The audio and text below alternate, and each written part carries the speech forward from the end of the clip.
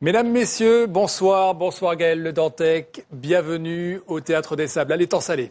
Bonsoir Jean-Marc Collen, bonsoir à vous tous. Troisième débat de cette campagne pour les élections législatives. Et ce soir, ce sont les candidats de la troisième circonscription qui vont débattre pendant 90 minutes. Un débat en direct, en public, comme chaque fois. Merci à vous tous qui nous avez rejoints ce soir dans cette très belle salle du Théâtre des Sables, à l'Étang Salé.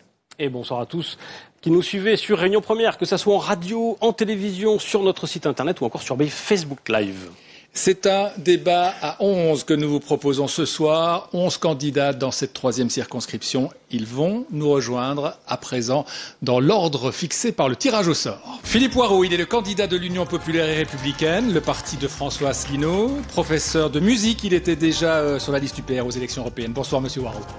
L'UPR n'a qu'un objectif affiché, le Frexit, la sortie de l'Europe. Visiblement, les Français n'en veulent pas. Moins d'1% ont voté pour François Asselineau à la présidentielle. Vous persistez? Nous persistons. Alors, effectivement, moins de 1% à l'élection présidentielle, à peu près 350 000 électeurs. On avait 185 000 électeurs aux anciennes régionales, donc un an et demi avant. On a doublé quasiment. Un éclairage médiatique de 15 jours. Donc en fait, avec un éclairage... En même temps, on a l'impression que M. Asselineau, on le voit à chaque élection présidentielle, puis qu'on non, c'est la première fois qu'il se présente, M. François Asselineau. Mais là, ce que je voudrais dire, en fait, c'est que le mouvement de François Asselineau a fait surgir 574 candidats de mon acabit. C'est-à-dire des gens qui viennent, les anciens abstentionnistes, des gens qui viennent du peuple, qui n'ont jamais fait de politique, qui sont incapables de lutter contre ce genre d'invective. Je ne suis pas avec ça, moi. Hein. Je vous dis tout de suite. Hein. Là, moi, je ne suis pas venu faire la politique pour faire des trucs comme ça. Ça, c'est ce qui faisait que j'éteignais mon poste, en fait, directement. Si on est venu 574 candidats, vous vous rendez compte, qui n'ont jamais fait de politique de leur vie, un mouvement qui lève 574 candidats, personne n'en parle. Mais si vous avez la parole, vous êtes là. Oui. Quand je dis personne n'en parle, personne ne le matraque sur les médias. Ça mériterait un matraquage médiatique. Effectivement, on a une petite goutte d'eau ce soir. Merci. Alors, pour que tout le monde... J'aimerais dire autre chose aussi. Je vous demande de conclure. J'aimerais dire autre chose. Je vais être assez rapide. Je vais être assez rapide. Je vais dire une chose quand même, ce que je pense sur la scène politique actuelle. Les partis politiques, comment ça se passe, etc. C'est que quand j'étais gamin, j'adorais les échecs, je pensais que j'étais fort. Et puis, à un moment donné, je vous le dis, hein, j'ai joué contre quelqu'un qui était beaucoup plus fort, qui voyait plusieurs coups à l'avance. Il me donnait sa dame à manger, et moi, je la mangeais, je pensais d'avoir fait un grand coup, j'étais super content. Le coup d'après, j'étais mat, ça c'est Macron. La dame à manger, c'est Marine Le Pen. Mais de temps en temps, on donnait aussi un cavalier à manger. Et celui qui ne sait pas jouer, qui voit à un seul coup, il mange le cavalier et il est content. Je ne donne pas de leçon, monsieur. Je ne donne pas de leçon. Je demande de conclure, monsieur Poirot. Je dis tout simplement que si les Français ne se mettent pas à réfléchir, vraiment, à réfléchir aux stratégies qui sont utilisées pour projeter la marionnette de l'oligarchie à la présidence, ça va forcément mal finir. L'abstention monte, je suis d'accord. Il va falloir maintenant réfléchir. Ça, c'est ce que je pense. Merci, monsieur Poirot. Et je suis aussi en colère. Hein. On l'a vu. Merci et désolé pour la confusion, effectivement, sur la présence de monsieur Asselineau au présidentiel. Est-ce qu'il y a des propositions qui viennent de monsieur Macron? Macron ne fait pas que lire les grandes orientations de politique économique de Bruxelles. Alors comment vous pouvez m'expliker? Ne parlez pas tous ensemble. Absolue. Parlez tous ensemble. Entre son programme. Là, il y a la loi Macron qui était déjà inscrite dans les GOP, les grandes orientations de politique économique. Les grandes orientations de politique économique, il ne marche pas. Si, votre micro parle, mais vous parlez un petit peu plus près du micro. Si d'accord. Je disais tout simplement qu'il est étonnant de voir que les propositions de M. Macron, d'ailleurs la loi Macron elle-même, était déjà dans les GOP 2016. Les GOP, ce sont les grandes orientations de politique économique, excusez-moi, c'est le fond de notre programme, donc je dois en parler. Les grandes orientations de politique économique qui sont fixées à Bruxelles tous les ans par le Conseil. Et la loi de M. Macron, donc, était déjà quasiment c'est un copier-coller. La loi El Khomri est un copier-coller des GOP aussi.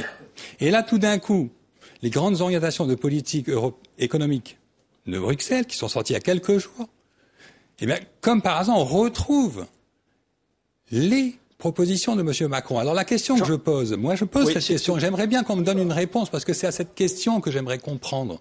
J'aimerais comprendre ce qui se passe. Comment se fait-il qu'il y ait une concordance absolue depuis plusieurs dizaines d'années entre les programmes que la France applique et les grandes orientations de politique économique qui sont décidées par Bruxelles? Est-ce que c'est une pure coïncidence? On parlera de l'Europe si on a le temps. Je voudrais avoir la réaction. On était sur cette problématique, effectivement. Je ne juge pas. J'aimerais poser une question.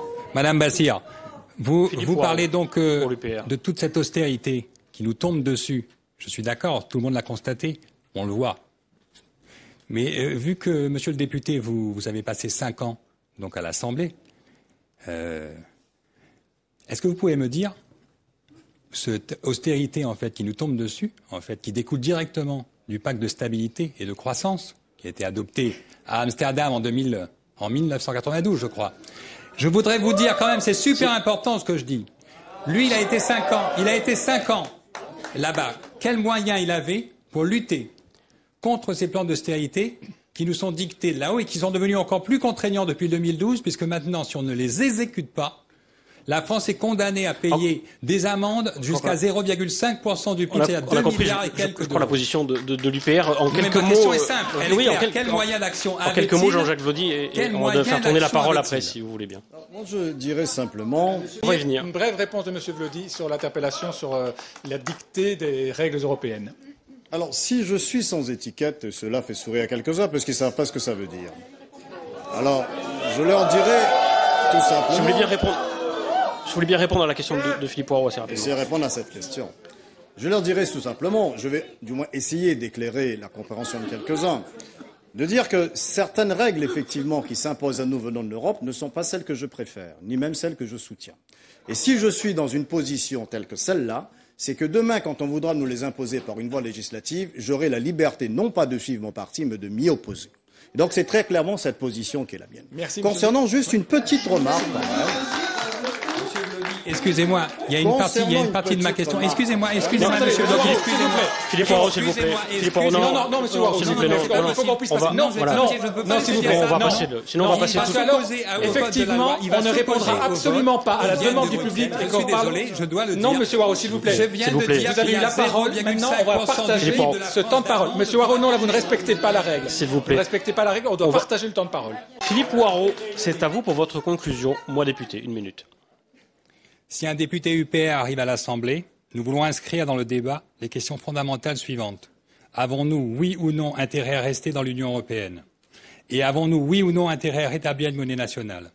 Pour ceux qui voudraient peser dans la balance de ces questions, nous partons du principe qu'il est stratégiquement irresponsable d'en faire l'amalgame avec des propos d'extrême droite et des propos d'extrême gauche. Nous mettons en garde les insoumis de droite et les insoumis de gauche contre l'inévitable division des forces sur ce sujet, qui ne fera in fine, à leur grand désespoir, que renforcer le système qu'ils combattent. Avec plusieurs centaines de milliers de personnes, dont 6 000 à La Réunion, j'ai rejoint les rangs de l'UPR quand j'ai compris que ce n'est que dans un large mouvement de rassemblement, au-dessus du clivage gauche-droite, qu'on pourra faire de la France, et par voie de conséquence de La Réunion, de nouveau un pays libre. Et je voudrais dire quelque chose en créole, puisque tout le monde a des petits mots en créole. Si ce petit peu vote vraiment utile, vote à l'envers. Merci, monsieur Poirot. Merci beaucoup. Ici s'achève ce débat. Merci, mesdames, messieurs, d'y avoir participé, même si ça a été parfois un petit peu difficile et mouvementé. Merci à vous qui nous avez suivis. Merci au public, même si lui aussi a été, disons, un peu turbulent ce soir. Merci aux équipes du Théâtre des Sables à l'Étang Salé, aux équipes de Réunion Première. On se retrouve déjà mardi prochain pour le prochain débat. On sera toujours ici dans le Théâtre des Sables à l'Étang Salé pour accueillir les 12 candidats de la 4e circonscription qui comporte notamment les villes de Saint-Pierre et de Saint-Joseph. Rendez-vous à 20h mardi.